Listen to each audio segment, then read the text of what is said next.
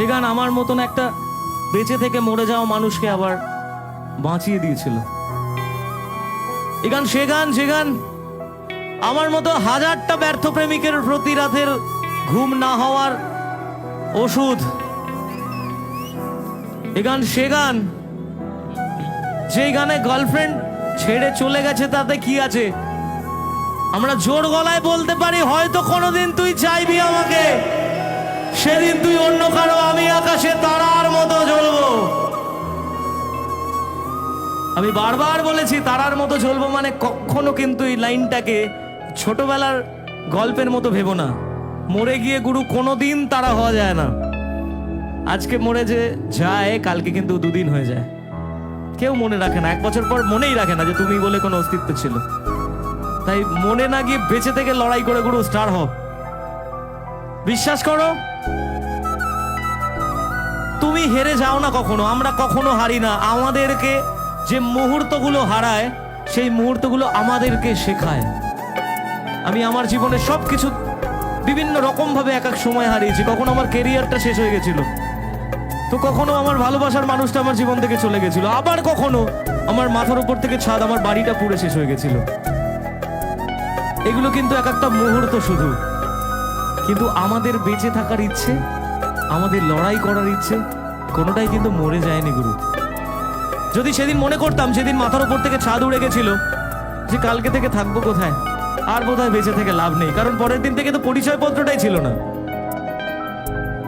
কিন্তু পরিচয়পত্র হঠাৎ করে বুঝলাম যে একটা শিল্পীর পরিচয়পত্র তো তার ওই ডকুমেন্টস নয়, তার শ্রোতারা।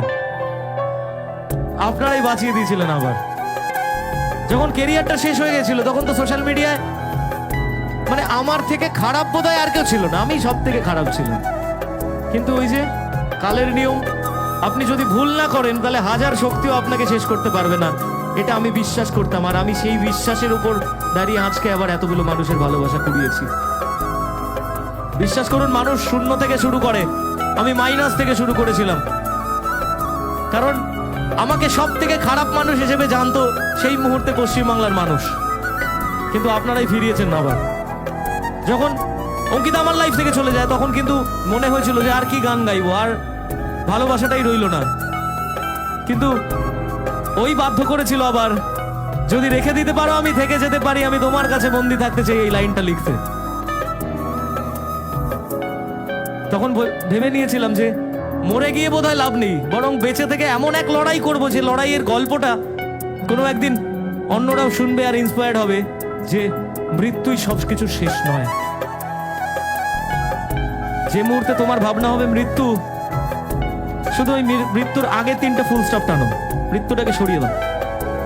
ওখান থেকে একটা 3টে জাস্ট ডট টেনে নিজের লাইফটাকে টু বি কন্টিনিউ করে দাও। দেখবে যে সময়টা তোমার জন্য অপেক্ষা করছে সেই সময়টা অনেক বেশি সুন্দর। তুমি বলতে পারবে এটা তুমি নিজে তৈরি করেছো এই মুহূর্তটা, আর সেদিন জোর গলায় বলতেই পারবে অন্যজনকে, হয়তো কোনদিন তুই চাইবি আমাকে,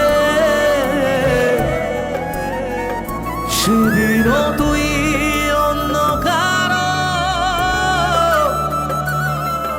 আমি আকাশে